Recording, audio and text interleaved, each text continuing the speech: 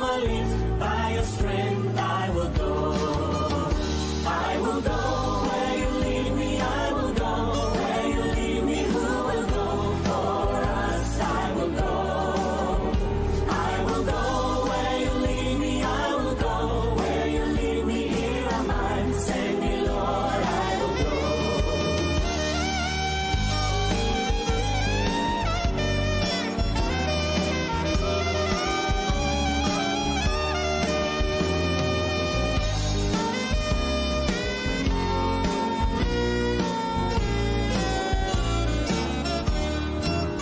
Because my eyes have seen the King, I must tell all the world, worship Him. In all the nations, in all the world, where He sends me, yes, I will go. I will go where you lead me, I will go where you lead me. Who will go for us? I will go. I will go where you lead me, I will go where you lead me. Here am I, send me Lord, I will go. I will go, I will go. Who will go for us? I will go. I will go, I will go. Here am I, send me Lord, I will go. I will go, I will go, I will go.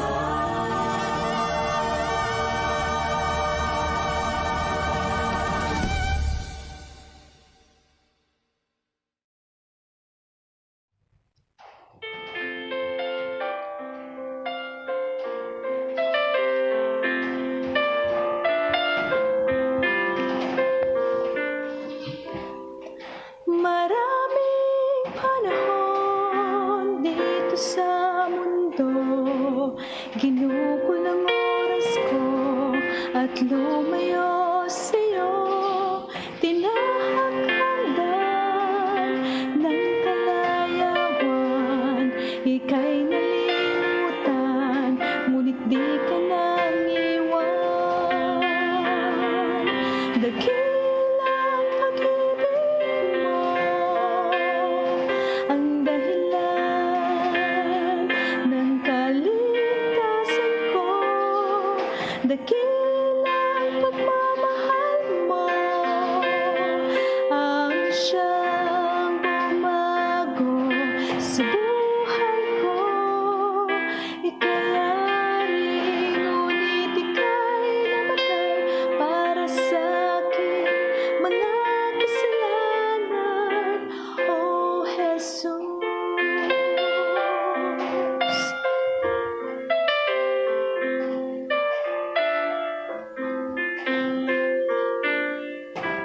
Sa panahong nababagpag, ika'y kumalinga, tunay na dakila ka, O Diyos mapagpala. Ang iyong biyaya ay di nawawala. Purihin ka, O Diyos, ang hari ng buhay ko. Dakilang pag-ibig mo ang dahilan ng kaligtasan ko. Dakilang pagmamahal mo ang siyang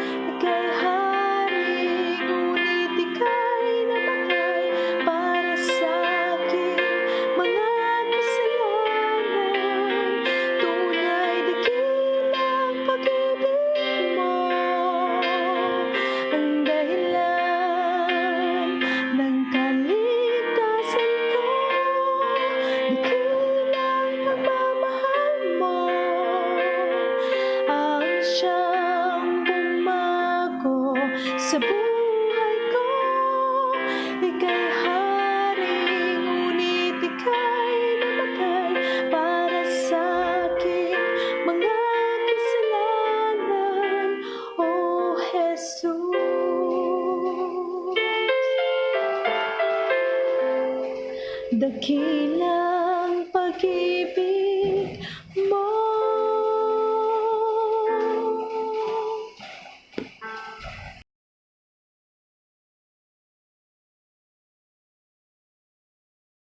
Amen mga kapatid, dakila ang pag-ibig mo. Salamat po.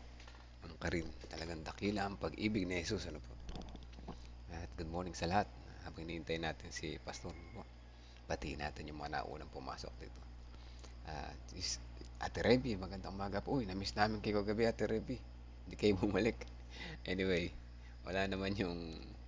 Huwag na. Mamaya na chat ko na lang. So, Ate Sister Nipa Rivera, good morning po. Ate Janice, ayan, si Nanay Nerissa, patuloy na ang inyong comfort ay aming dalangin po sa pamilya po ninyo. No? At si Mr. Elizabeth Erese, good morning po. At mayroong isa, Maisha Duque. Magandang umaga po kapatid. At kung saan man kayo naroon, welcome po sa Discipleship Ministry. At tayo po ay patuloy na ini-invite ni Jesus ano po, na patuloy na bumalik at makinig pagkat dito ay tunay na may pag-ibig. Ayan, ano po. Ate Christy, good morning po. At Kuya Melchor Calas. Si Pastor ay nasa AUP ngayon. Ano po, papunta sila AUP 3 araw. Kaya hindi niya tayo pinabayaan. Meron tayong lesson sa 3 araw. Pakinggan po natin si Pastor. Hinahanap mo ba ang araw-araw na pagtatagumpay? Nawa hinahanap natin mga kapatid sa pamagitan ng panalangin at pakikipag-usap sa ating Panginoong Diyos. Sa paghingi natin ng tawad sa ating Panginoong Diyos, makakasumpong tayo ng araw-araw na pagtatagumpay. Tayo po ay manalangin ngayon ay December 10, araw ng linggo.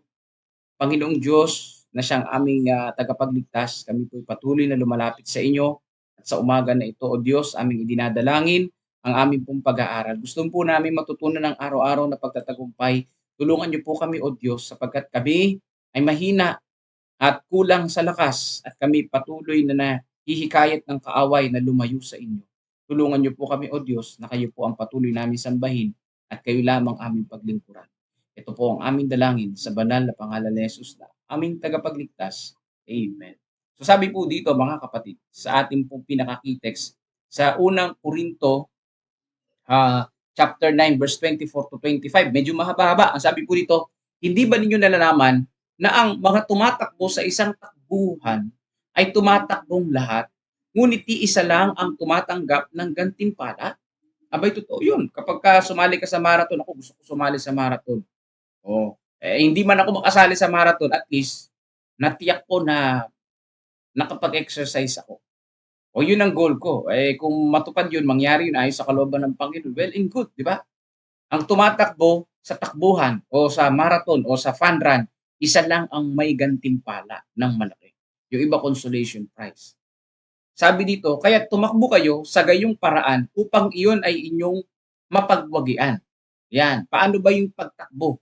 Ang pagtakbo, mga kapatid, ay hindi po biro. Nandiyan nasasakit ang iyong paa, nandiyan ay makukulangan ka ng hangin, nandiyan ay mainit, kinakapos ka ng hininga, masakit ang katawan mo, at maraming lumalagpas sa iyo, mapipressure ka, pero ang kailangan mo lang para managumpay, tumuloy-tuloy sa pagtakbo. Yan. Mag-training ka. Sa umpisa, kailangan slow muna hanggang sa pabilis ka ng pabilis. So, i-maintain mo yun. Kapag hindi mo na-maintain yun, mawawala ka sa pagtakbo. Yan. Ang bawat nakikipaglaban sa mga palaro ay nagpipigil sa sarili sa lahat ng mga bagay. Totoo po yun. Kailangan mayroong disiplina. Yan. Kaya sabi ko, ayoko na munang tumaba kasi sawa na ako sa pagtaba. Kailangan pumayat na muna ako para makatakbo ng maayos. Kailangan ng pagpipigil. Pagka sumasali ka sa mga competition, pag may goal ka, kailangan ng pagpipigil, kailangan ng may disiplina sa lahat ng mga bagay, sa kinakain mo, sa pagpa-practice mo, sa pag-consume ng time mo. Yan pala yung maganda sa stewardship. Ginagawa nila iyon upang sila ay makatanggap ng isang korona na may pagkasira. Ngunit tayo'y sa walang pagkasira. Yan ang maganda. No? Yung mga tao na sumasali sa marathon, mga kapatid, sila ay tumatakbo, sumasali doon para sa isang korona na nasisira. Isa lang naman na nakakatanggap. Pero kapag tayo ay tumakbo sa pananampalataya, sumali tayo sa marathon ng pananampalataya, hindi lamang isa ang makakakuha ng reward. Ayan, hindi lamang isa ang makakakuha ng gantimpala, kundi lahat na magiging finisher. Ayan, lahat na makakapanagumpay sa karera ng buhay na ito, katulong kasama ang ating Panginoong Diyos. Ang sabi po dito, tatanggap ng reward na hindi nasisira. Yung pinagsisikapan na kunin ng mga tao ngayon na tinahabol, nasisira eh. Pero yung pong sa Panginoong Diyos na reward na ibibigay sa atin, hindi nasisira. Hindi masisira kailanman. Hindi mawawasak ng kahit anong bagyo. Ganyan po kaganda mga kapatid. Ganyan po kaganda. Kapag ka ang ating Panginoong Diyos ang gumabay sa atin, kapag tayo ay tumakbo sa pananampalatayang ito, kapag tayo, ang goal natin makapunta sa langit, lahat ng disiplina gagawin natin. Kung ang goal natin buhay na walang hanggan, makasama ang ating Panginoong Diyos, lahat ng disiplina sa sarili gagawin natin mga kapatid. At tatanggap tayo lahat ng gantimpala, yun ang napakaganda diyan. Yun ang napaka masaya diyan. Lahat walang walang talo dito. Walang uuwing luhaan, no? Hindi katulad sa marathon o sa ibang palaro, sa basketball, may uuwing luhaan. Pero dito sa karera ng buhay, karera ng pananampalataya mga kapatid, huli ka man o nauna, pare-parehas ang gantimpala.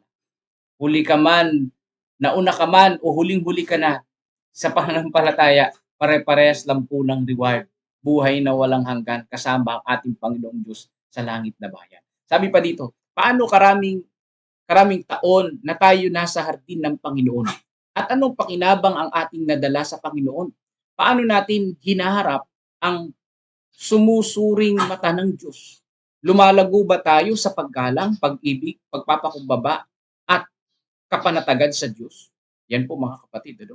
Sa pag-inog ng sanlibutan, next year 2024 na, kamusta po tayo?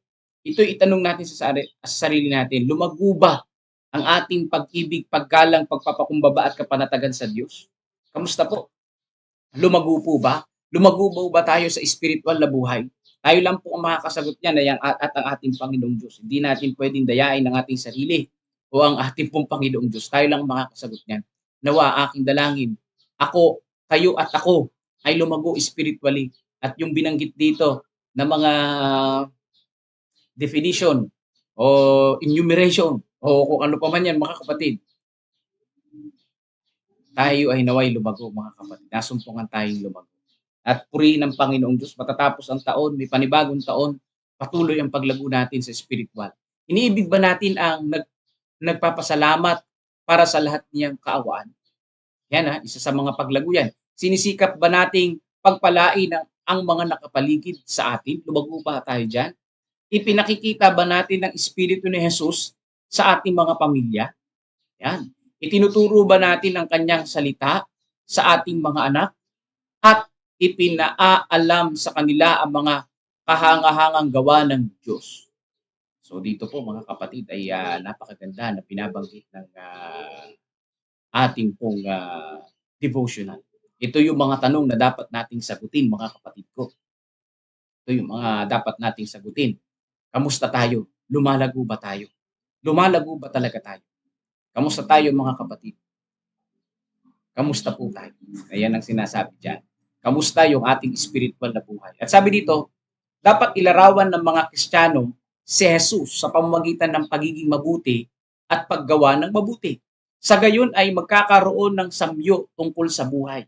Isang pagiging kaibig-ibig ng karakter na maghahayag ng katotohanang siya ay anak ng Diyos, isang tagapagmana ng langit. Yan. Ano daw po ang dapat nating gawin? Ilarawan ang buhay ng ating Panginoon, isabuhay ang Panginoong Diyos, lumago sa pananampalataya. Yan ang ibig sabihin diyan, na tayo ay maghahayag ang ating pong kilos at pananalita na tayo ay nasa katotohanan, anak ng Diyos, no? Tagapagmana ng langit. Pero kung sabihin, yan ba ang tagapagmana ng langit? Walang isang salita. Walang ang ipinangako na papako. Yan ba ang anak ng Panginoong Diyos? Sinungaling? Yan ba ang sa Panginoong Diyos? Palamura? Magagalitin? Palaaway? Ay hindi dapat ganun ang mangyari mga kapatid ko. Mga kapatid, huwag na maging mga tamad na lingkod. Hindi ito. Talagang tahasan na sinasabi. Huwag maging tamad na lingkod.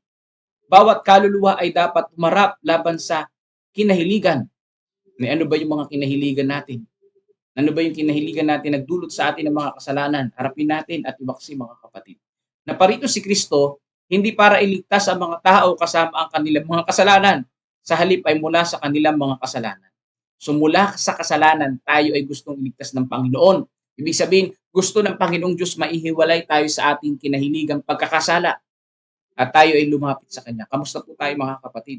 Nakahiwalay na ba tayo sa ating kinahiligang pagkakasala? O on the process pa lang na humihiwalay? Talagang binabakbak, alam mo yun?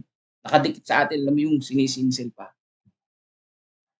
O nahiwalay na natin, pero parang bumabalik pa, parang magnet? Kamusta tayo, mga kapatid? Nawa mayroong progress sa ating pong buhay. At huwag tayong mag-alala, kahit na parang niyayakap tayo ng kasalanan. Niyayakap ba tayo ng kasalanan o tayo yung yumayakap sa kasalanan? Ano doon? Tayo ba yung yumayak o niyayakap tayo ng kasalanan? Well, ang kasalanan nandyan lang naman. Ang kasalanan ay walang isip, walang utak. Di ba? Ang sinong may utak? Tayo yung mga tao. So, ibig sabihin, tayo ang pumipili ng kasalanan. Tayo yung yumayakap sa kasalanan. So, pwedeng madali lang din na maiwaksi ang pagkakasala kung tayo lumalapit sa Panginoong Diyos at humihingi ng tawad. Kaya po, walang exemption dito. Walang exempted dito. Pastor man, pari man, elder man, o church member man, walang exempted dito. Kailangan lahat tayo lalapit sa Panginoong Diyos. Kailangan tayo dapat laging nagpapakumbaba sa harapan ng Panginoon. Bakit? Kasi anytime pwede tayo kumapit sa kasalanan. Yan yun. Si Jesus Christ, nagkatawang tao para tayo ay iligtas mula sa kasalanan. Hindi niya tayo ililigtas sa ikalawang pagdating. Nakasama yung kasalanan natin. Kailangan hiwalay tayo doon, mga kapatid ko. At kung nagawa na natin ang lahat, o 75% na hiwalay na tayo sa pagkakasala, yung ilang porsyento na yun, mga kapatid, ang Diyos na ang gagawa para sa atin. Kung nakapag-decide tayo sa Panginoon. Panginoon, I'm powerless. Mahina ako, hindi ko kayang alisin ang pagkakasala na to, pero gusto ko po. Idalangin natin sa Panginoon, tutulungan tayo ng Panginoon. Sa Kanya ay may pagtatagumpay. Yan yung ating napag-aralan noong Friday, mga kapatid. Ginawa niyang posible para sa ating pagmay-ari ng banal na karakter. Yan. Sa pamagitan po ng banal na karakter ng ating Panginoon, araw-araw may pagtatagumpay. Kung magkagayon ay huwag maging kontento sa mga depekto at kasiraan. 'Di ba? Yung binanggit na sa 2 Corinthians, ang mga tao ay nakikipagbubulan sa mga price ng sanlibutan na ito na nabubulok at nasisira. Ating habulin yung pong tungkol sa Panginoong Diyos na yung reward ay hindi nasisira at hindi nabubulok. Sa halip ay habang masigasig nating pinagsisikapan ang kasakdalan ng karakter, dapat nating tandaan ang pagpapakabanal ay hindi gawaing sandali lamang, sa halip ay habang buhay. Totoo po yun. Ang gawain ng pagpapakasakdal ay habang buhay po yan. Habang buhay, habang tayo nabubuhay, gawain ng pagpapasakdal ay nariyan. Tulungan nawa tayo ng ating Panginoong Diyos, mga kapatid. At tayo ay huwag mawala ng pag-asa. At tayo ay araw-araw na managumpay sa piling ng ating Panginoong Diyos. Sabi dito, sinabi ni Pablo sa 1 Corinthians 15:13, ako'y namamatay araw-araw. Ano ba yung ibig sabihin namamatay araw-araw? Araw-araw ang gawain ng pagtatagumpay ay dapat sumulong. Araw-araw ay dapat nating labanan ng tukso at makuha ang tagumpay laban sa pagkamakasarili sa lahat ng anyo nito. Kaya si Apostol Pablo araw-araw namamatay. Anong ibig sabihin na araw-araw siyang namamatay? Ang ibig sabihin, mga kapatid, araw-araw siyang namamatay sa kanyang sarili. Ibig sabihin, araw-araw niyang inaalis ang pagkamakasarili, ang pagkamakuot, ang pagkamakasalanan, at araw-araw nabubuhay sa pagtulong at sa pamagitan ng ating pong Panginoong Diyos. Sa kahit anong anyo ng pagiging makasarili, kailangan mamatay tayo araw-araw diyan sa ating buhay na makasalanan. Ibig sabihin, inaalis natin, winawaksi natin yung buhay natin na mayabang, ma-pride, mapagmalaki, mapagtungayaw, yun, basta lahat na. Name it, mga kapatid. Katulad ni Apostol Pablo, mamatay tayo araw-araw sa ating pong buhay na makasalanan at mabuhay araw-araw managumpay sa tulong ng ating Panginoong Diyos. Araw-araw, sabi dito, ay dapat nating taglayin ang pag-ibig at kapakumbabaan. at palaguin sa ating sarili ang lahat ng mabubuting karakter na makalulugod sa Diyos at magpapaging karapat-dapat sa atin para sa pinagpalang kalipunan ng langit. Yan po mga kapatid. Ano ang dapat nating taglayin bawat araw? Ang pag-ibig, pagpapakumbaba, palaguin sa sarili ang mabuting karakter ng ating Panginoong Diyos. Ayan ang dapat nating palaguin. Patapos na ang 2023. Nawa ay patuloy ang paglago natin at madadagdagan natin yung paglago natin next year, 2024. No? Napakaganda ng ating pong devotional sa next year, mga kapatid. Pwede tayong mag-avail doon sa ng ating devotion sa mga kultur. Tulungan nawa tayo ng Panginoon, mga kapatid. Ito'y seryosong bagay. Ang katapusan nito at reward, lahat naman tayo meron nito, hindi pa nasisira. Di ba? Hindi natin kailangan mag-unahan, hindi ito paunahan. Ang kailangan dito ay lumapit sa Panginoong Diyos bawat araw. Desisyon sa Panginoong Diyos ang kailangan dito, mga kapatid. Sa lahat ng mga nagsisikap na isakatuparan ng gawain ito, napakahalaga ng pangako. Ang magtagumpay ay bibihisang gayon ng mapuputing damit, sabi diyan. Ang hindi ko kailanman papawiin ang kanyang pangalan sa aklat ng buhay at ipapahayag ko ang kanyang pangalan sa harapan ng aking Ama at sa harapan ng kanyang mga anghel. So sabi dito, mga kapatid, hindi po tayo ikakahiya kung tayo po ay nagbihis ng maputing damit o yung katwiran ng Panginoon.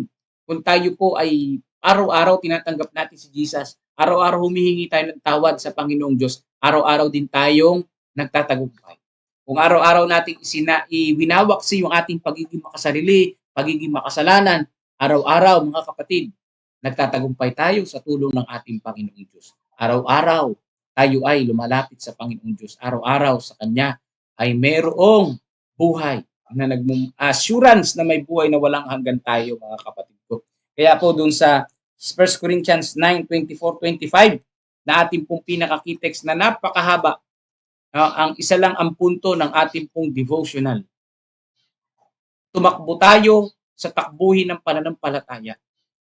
Pagsikapan natin na makatapos, maging finisher sa pananampalataya na ito. Dahil ang pagiging finisher, ang pagiging matatag, ang pagiging nakakapit sa Panginoon ay tanda ng pagtatagumpay. At lahat na nagtatagumpay sa Panginoon ay lahat may reward, buhay na walang hanggan. Ito hindi nasisira, hindi katulad ng mga reward dito sa lupa na pawang lumuluma, kumukupas at nasisira, mga kapatid. Tulungan nawa tayo ng ating Panginoon na bawat araw managumpay tayo at bawat araw lumago tayo sa pananampalataya. So pagpalain tayo ng ating Panginoong Diyos at patuloy niyo pong isama ang event na nangyayari dito sa AUP. Ayan, hanggang Huwebes po ito, mga kapatid, buong NPUC wide po ito. Empowerment camping ng mga pastor sa buong North Philippine Union Conference. So napakaraming pastor ang dadalo rito. Ingatan nawa ang bawat isa. At ang bawat isa sa ating mga kapatid, isama rin natin sa panalangin na may mga karamdaman. Ayan si Brother Cleto Salazar. At salamat sa Panginoon na gumaling na sila si Sister Michelle Seraspe. At isama natin sa panalangin din si Sister Percy. Mayroon pa siyang karamdaman. Ngayon, nawa ay gumaling siya. Salamat sa Panginoon kung siya ay maganda na ang kanyang pakiramdam. At gayon din po, isama natin sa panalangin ang lahat na may mga prayer request, ang mga namatayan, mga nawalan na mahal sa buhay, ang mga kapatid natin sa Mindanao na naapektuhan ng lindol, isama natin sa panalangin, mga kapatid. So ngayon, pangungunahan tayo sa panalangin ni Brother Melvin Bilisano sa isang awitin papuri sa ating Panginoong Diyos. Pakinggan po muna natin ito at tayo po ay mananalangin. God bless po sa inyo pong lahat, mga kapatid. Sa isang sandali, sa huling tunog ng trumpeta, sa isang sigaw, sa isang kisap mata, darating na siya, si Jesus nating pag-asa. Bayan ng Diyos, salubungin natin siya. Alleluia, Alleluia,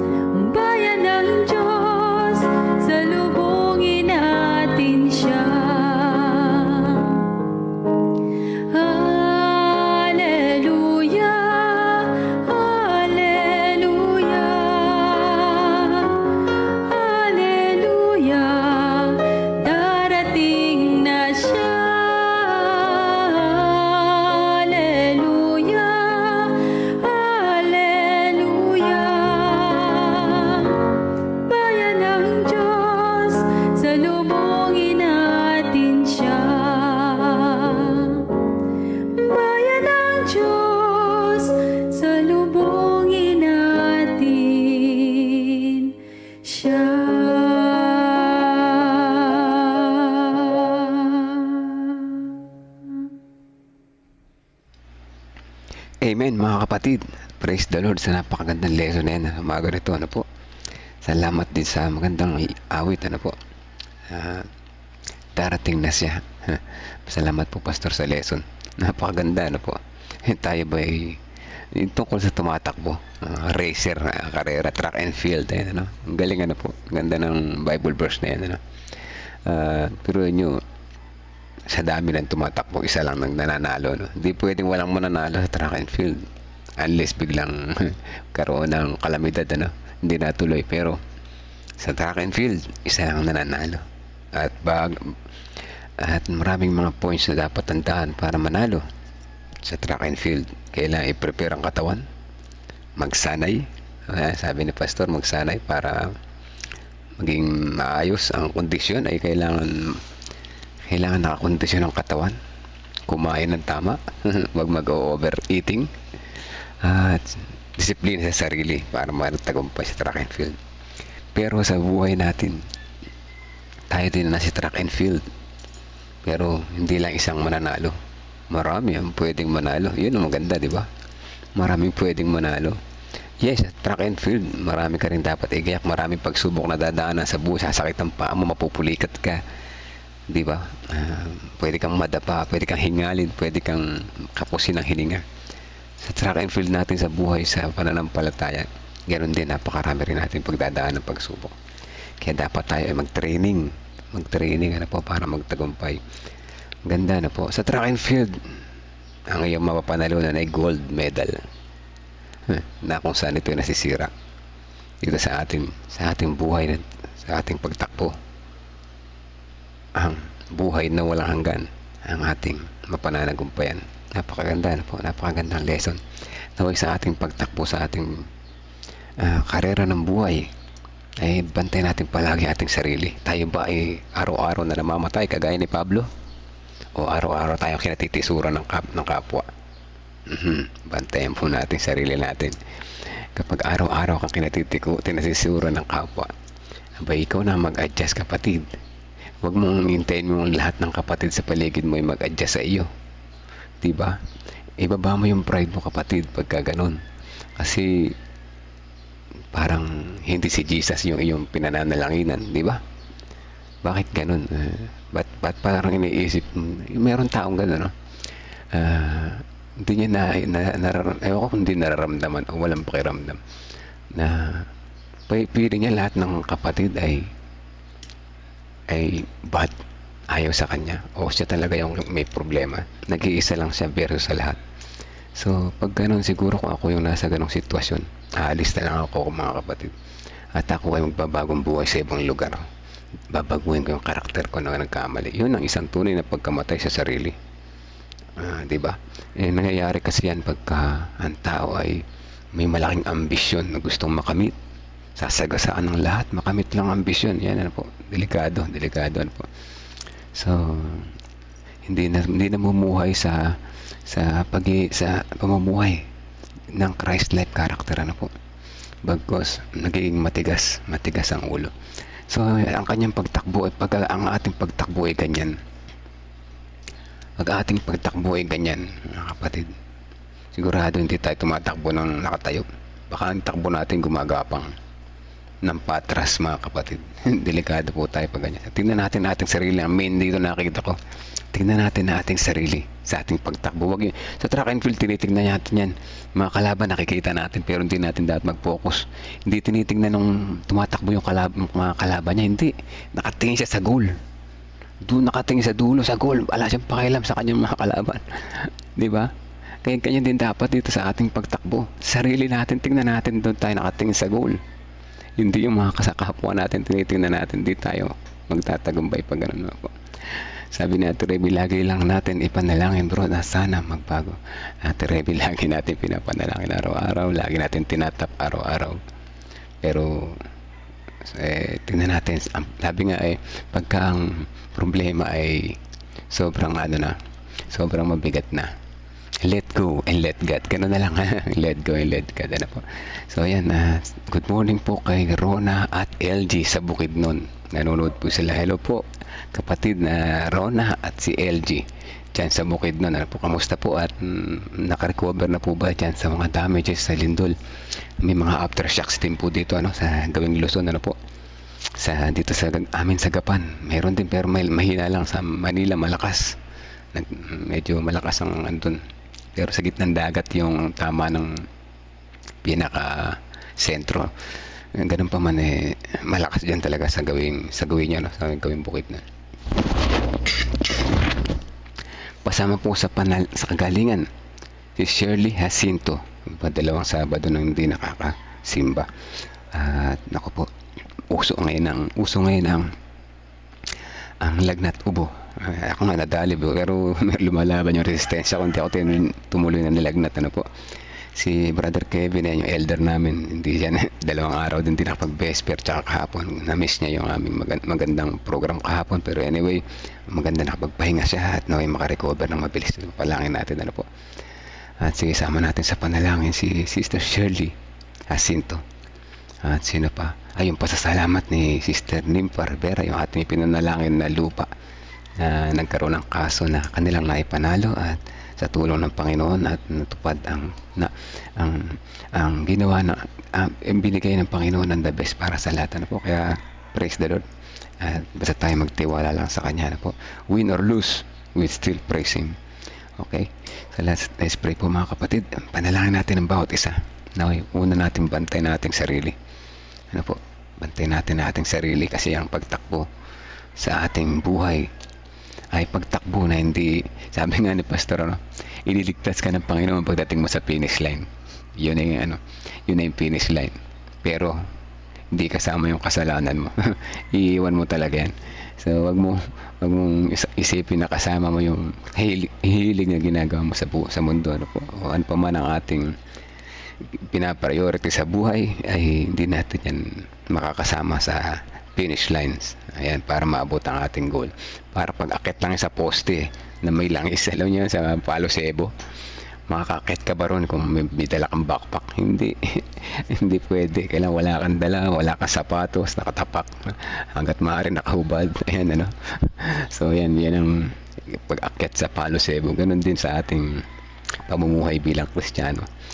Wala tayong dadalhin na kanang pabigat man sa ating pangatawan. Iiwan natin lahat yan. Praise the Lord po. At tayo ay manalangin ulit, mga kapatid. Amang banal na makapangyarihan sa lahat, salamat po sa umaga na ito. Binigyan nyo kami ng napakagandang umaga. Umaga na punong-puno ng pag-asa na dito sa aming buhay, na aming hinahanap ang araw-araw naming pagtatagumpay. Salamat at nakita namin ang liwanag kung paano kami magtatagumpay, kung ano ang mga pamamaraan dapat naming gawin para kami magtagumpay.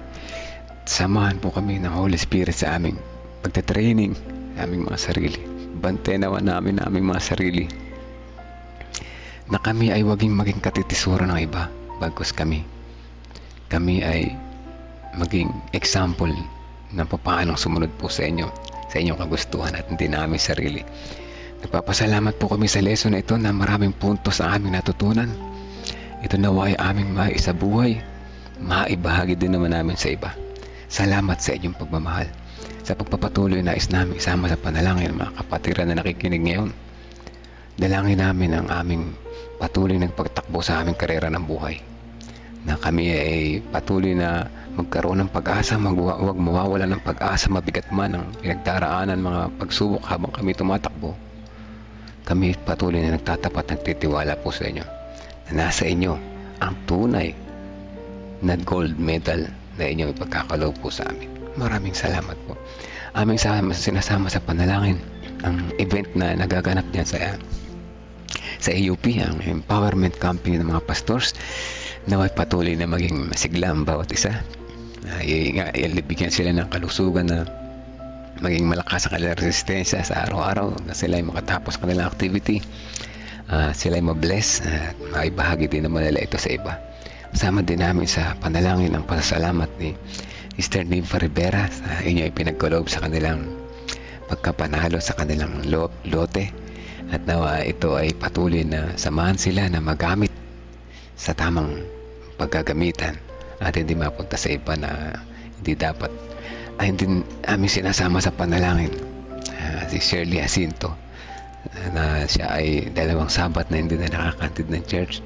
Siya ay may hindi magandang karamdaman sa mga panahon na ito.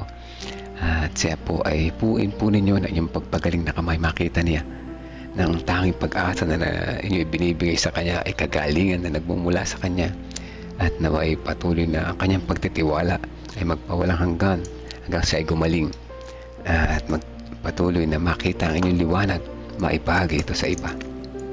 Amin din sinasama sa panalangin patuloy ang comfort sa family ng mga Francisco ni Risa, at sa pagkawala ng kanyang kapatid, patuloy na ay comfort ng kanilang pamilya at ipagkaloob ang kanilang mga pangailangan sa mga panahon na ito. Ngayon din ang kagalingan sa tatay ni Doc Mika, isang miracle healing ang aming hinihiling para sa kanya. O ano man ang kanyang napakalubhang kalagayan sa ngayon, naway ipakita niyo po sa kanya ang inyong mga kamay na nagpapagaling, at ito'y maikwento niya sa lahat ng tao na tunay ng aming Panginoon Diyos ay nagpapagaling ng karamdaman. Amin din po sinasama patuloy ang kalakasan ni Brother Cleto Salazar. Patuloy nawa siya lumakas sa bawat oras, bawat araw, hanggang siya ay makalabas ng ospital at tuluyan na makarecover, at makita niya kayo bilang aming dakilang manggagamot na may dakilang pag-ibig sa bawat isa. Amin din sinasama sa panalangin si Rona sa Mindanao, si Jinjin na patuloy pa rin papagaling, iskama namin siya sa panalangin, at si Baby Shania, si anak nila Brother Rudy at Sister Kisses, patuloy nawa siyang palakasin ang kanyang resistensya sa bawat umaga, bawat araw. Sister Wendy na nagpapagaling, ang mama ni Pastor na nagpapagaling pa rin, at ang mga kapatiran na naghihintay na kanilang baby, sina Brother James, Brother Kevin, si Pastor, sama na rin Sister Erica sa kanyang pagbubuntis, at ang nalalapit na panganak na Sister Jody. At din aming sinasami sa panalangin patuloy si Sister Nessie Fernandez, si Jennifer Eusebio Pascua, Imelda Eugenio, at si Risa Enriquez, si Sister Amy Kilantang, Jennifer de la Cruz, si Ate Grace Samano, si Ate Esther Lopez, Brother Benjamin, at Munti Gamboa, Lita, at si Dayan, si Piche na sponsor ng church sa Tabacao, patuloy na kagalingan at nagawad sa kanya sa bawat araw. Ngayon si Kuya Bobby sa kanyang kalakasan, Ate Lorna, Ate Gigi Concepcion, Gregorio Santin, si Tatay Pentong, Kuya Mike Pablo. Ngayon din ang kalusugan sa family nila Sister Rose Grace Encarnado. Ngayon din family nila Sister Dang de la Cruz. Sa patuloy niyo pong palaguin ang kanilang maliliit na hanap buhay upang makasustento sa kanilang pangailangan, makatulong sa iba, at ang mga kanilang kalusugan ay inyo pong bantayan sa bawat araw.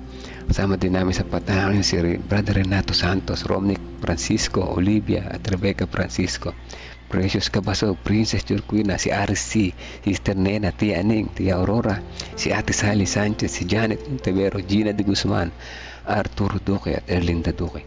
Ang mga kapatiran po na ito, patuloy namin sinasama sa inyo. Sila at kami ay patuloy na nagtitiwala po sa inyo na kayo ang aming dakilang manggagamot, at ang aming panalangin ay siyang pinakamabisang gamot, magbibigay sa amin ng comfort, pag-asa na nagmumula po sa inyo.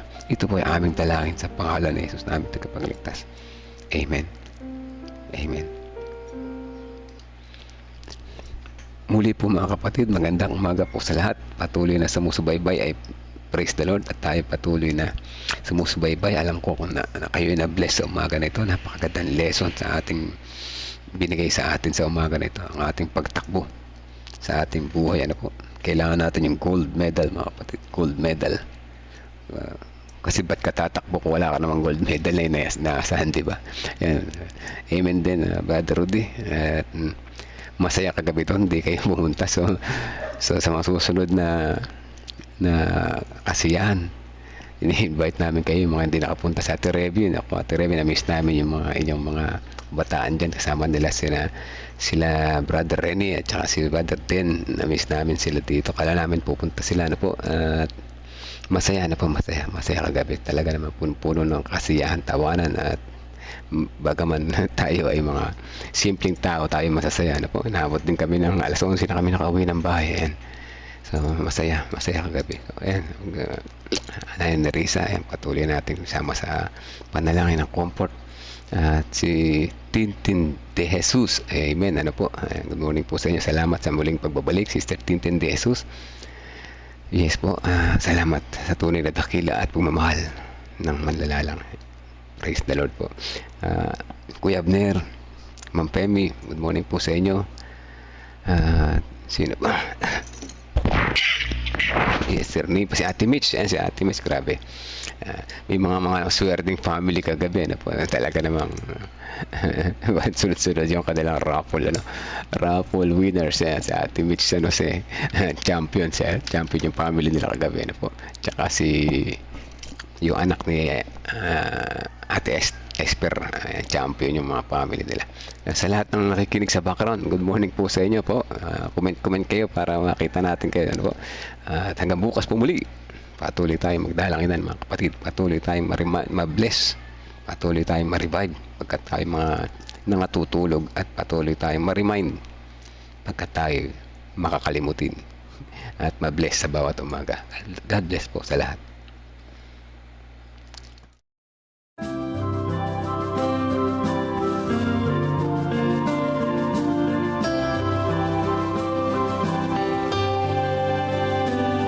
I hear the voice of Jesus calling. My answer is, I will go. I see the need of people crying. My answer is, I will go. I go to share the message of love. I go to share the blessed hope. But if I get discouraged, I call to Jesus' help.